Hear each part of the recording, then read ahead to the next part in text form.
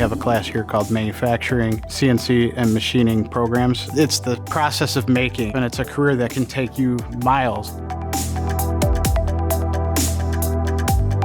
Students can learn how to do anything that's manufactured from start to finish. They start on the design side, where they're given a print and they've got to draw it in a CAD program. Then they've got to work with getting the programming language set up for the machine, get all the stock set up in the machine, and then get the machine to go ahead and cut it out. It's all the beginning of what making is all about.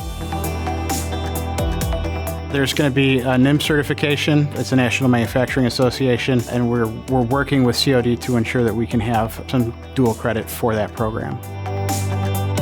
It's not complicated math and science that goes on, but it's stuff that's where you've got to be able to look at charts and do a lot of reading and make sure that you've got cutting speeds right and the geometry that might go on within the drawings and get all that stuff set up.